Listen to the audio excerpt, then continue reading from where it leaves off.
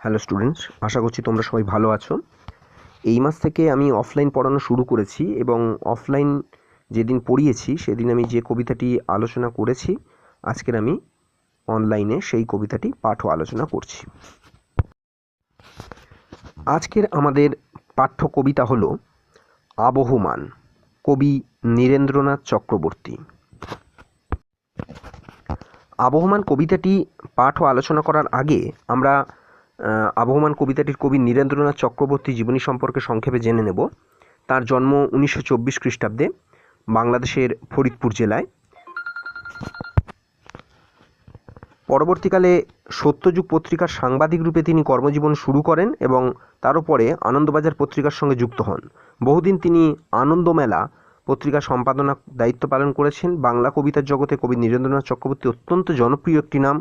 তার বিখ্যাত কাব্যগ্রন্থগুলির মধ্যে রয়েছে নীল নির্জন, অন্ধকার বারান্দা, যেখান থেকে আমাদের পাঠ্য আবহমান কবিতাটি সংগৃহীত হয়েছে, কলকাতার যিশু একটি বিখ্যাত কাব্যগ্রন্থ, উলঙ্গ রাজা ইত্যাদি। উলঙ্গ রাজা কাব্যগ্রন্থের জন্য তিনি সাহিত্য আকাদেমি পুরস্কার লাভ করেছিলেন এবং 2018 সালে এই কবির মহাপ্রয়াণ ঘটে। এরপর চলে আসবো আবহমান কবিতাটির উৎস কী। আবহমান কবিতাটির উৎস হলো অন্ধকার বারান্দা কাব্যগ্রন্থের 30 সংখ্যক কবিতা। তাহলে আবহমান কবিতাটির উৎস হলো অন্ধকার বারান্দা কাব্যগ্রন্থের 30 সংখ্যক কবিতা। এরপর আবহমান শব্দের অর্থ কী। আবহমান শব্দের অর্থ হলো যা চিরকাল ধরে প্রচলিত। তাহলে আবহমান শব্দের অর্থ হলো যা চিরকাল ধরে প্রচলিত। এরপর আমরা মূল কবিতাটি পাঠ ও আলোচনায় চলে আসব। তোমাদের পাঠ্য বইয়ের 44 পৃষ্ঠায় রয়েছে কবিতাটি। আমরা শুরু করছি আবহমান কবিতা। যা গিয়ে ওই উঠানে তোর দাঁড়া, লাউ মাচাটির পাশে, ছোট্ট একটা ফুল দুলছে ফুল সন্ধ্যার বাতাসে। তো আমরা কবিতাটির বিষয় ভাবনাকে একটু বোঝার জন্য একটু মনে করে নিতে পারি যে কোনো একজন লোক বহু বছর আগে গ্রাম বাংলা গ্রাম্য প্রকৃতিকে ভালোবেসে গ্রাম বাংলার বুকে একটি কুটির স্থাপন করেছিল এবং লতা পাতায় ঘেরা সেই কুটিরে একটি লাউ মাচা বেঁধেছিল। সেই লাউ মাচায় যে লাউ ফুল তা সন্ধ্যার বাতাসে দুলত, যা কিনা বঙ্গ প্রকৃতির একটি সৌন্দর্যের প্রতীক হিসাবে কবি এখানে দেখিয়েছেন। তার পরবর্তীকালে কর্মসূত্রে বা কর্মের তাগিদে সেই লোকটিকে অনেক দূরে চলে যেতে হয়, গ্রাম বাংলা ছেড়ে অনেক দূরে চলে যেতে হয় এবং গ্রাম বাংলা ছেড়ে দূরে চলে গেলেও মাতৃভূমি গ্রাম বাংলা ছেড়ে দূরে চলে গেলেও সেই মাতৃভূমি গ্রাম বাংলার প্রতি তার টানটা হয়তো কমে আসে, কিন্তু একেবারে যে নিঃশেষিত হয়ে যায় না, কবি সেটাই যেন দেখাতে চেয়েছেন। দেখব আমরা। কে এইখানে এসেছিল অনেক বছর আগে, কে এইখানে ঘর বেঁধেছে নিবিড় অনুরাগে। তাহলে কোনো একজন মানুষ তিনি বহু বছর আগে এই গ্রাম বাংলাকে ভালোবেসে এখানে এসে ঘর বেঁধেছিলেন নিবিড় অনুরাগে, মানে গভীরভাবে ভালোবেসে।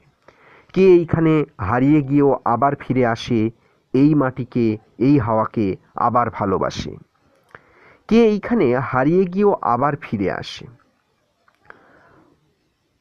এই মাটিকে এই হাওয়াকে আবার ভালোবাসে। অর্থাৎ কর্মসূত্রে বা কর্মের তাগিদে গ্রাম বাংলা ছেড়ে দূরে কোথাও চলে গিয়েছিল, আবার গ্রাম বাংলায় কে ভালোবেসে, গ্রাম বাংলার মাটি হাওয়াকে ভালোবেসে আবার যেন সেখানে ফিরে আসে। ফুরোয় না তার কিছুই ফুরোয় না, নোটে গাছটা বুড়িয়ে ওঠে কিন্তু মুড়োয় না। এই যে এই স্তবকের শেষ লাইনে কবি বললেন নোটে গাছটা বুড়িয়ে ওঠে কিন্তু মুড়োয় না। আমরা ছোটোবেলায় শুনতাম, অনেক ক্ষেত্রে তোমরাও হয়তো শুনেছ, ঠাকুমা দিদিমার মুখে গল্প, আমার গল্পটি ফুরোলো নোটে গাছটি মুড়োলো। তো নোটে গাছটি মুড়োলো মানে যেন বলা হচ্ছে গল্পটা ফুরিয়ে গেল। তো এখানে কবি কিন্তু বলেছেন নোটে গাছটি বুড়িয়ে ওঠে কিন্তু মুড়োয় না। নোটে গাছটা বুড়ো হয়ে যায় কিন্তু মুড়িয়ে যায় না, অর্থাৎ মরে যায় না। অর্থাৎ গ্রাম বাংলা থেকে দূরে চলে গেলেও, কর্মসূত্রে কর্মের তাগিদে গ্রাম বাংলা থেকে দূরে চলে গেলেও গ্রাম বাংলার প্রতি, মাতৃভূমির প্রতি তার টানটা কমে আসে। নোটে গাছটা বুড়িয়ে ওঠে কিন্তু মুড়োয় না, অর্থাৎ গ্রাম বাংলার প্রতি তার টানটা একেবারে শেষ হয়ে যায় না। তাহলে এখানে নোটে গাছটা বুড়িয়ে ওঠে মানে কি? নোটে গাছটা বুড়িয়ে ওঠে মানে গ্রাম বাংলা থেকে কর্মসূত্রে অনেক দূরে চলে যাওয়ার জন্য গ্রাম বাংলার প্রতি তার টানটা কমে আসে, কিন্তু মুড়োয় না। অর্থাৎ গ্রাম বাংলার প্রতি তার টানটা একেবারে শেষ হয়ে যায় না। যা গিয়ে ওই উঠানে তোর দাঁড়া লাউ মাচাটির পাশে, ছোট্ট একটা ফুল দুলছে, ফুল দুলছে ফুল সন্ধ্যার বাতাসে।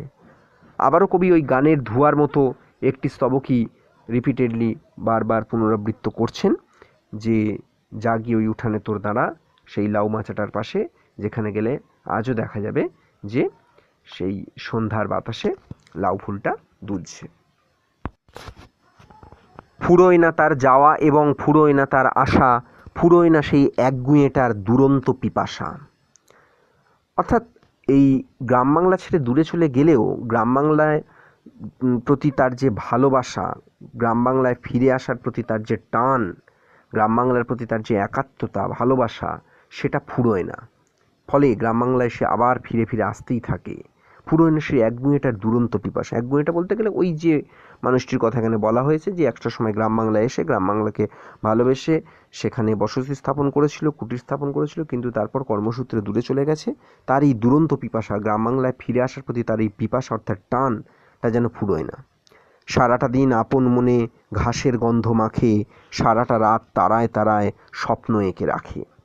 তো সে সারা দিন আপন মনে, নিজের মনে ঘাসের গন্ধ মাখে। গ্রাম বাংলায় ফিরে এসে গ্রাম্য প্রকৃতির সঙ্গে যেন একাত্ম হয়ে যায়, সবুজ ঘাসের ওপর শুয়ে থাকে, যেন ঘাসের গন্ধ মাখে।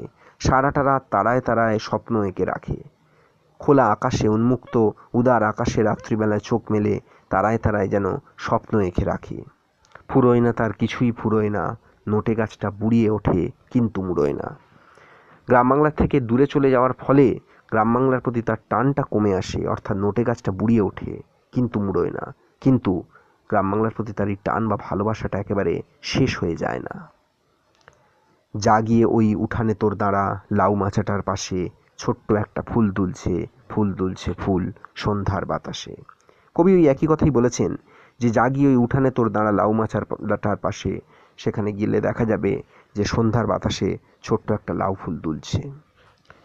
নেভে না তার যন্ত্রণা যে, দুঃখ হয় না বাসি, হারায় না তার বাগান থেকে কুন্দ ফুলের হাসি। তো এই কর্মসূত্রে মাতৃভূমি প্রকৃতিলালিত গ্রাম বাংলা ছেড়ে চলে যাওয়ার যে দুঃখ যন্ত্রণা, সেটা তার পুরনো হয়ে যায় না, সেটা বাসি হয়ে যায় না। তার বাগান থেকে কুন্দ ফুলের হাসি। আমরা জানি কুন্দ ফুলটা খুব সাদা মতো হয়।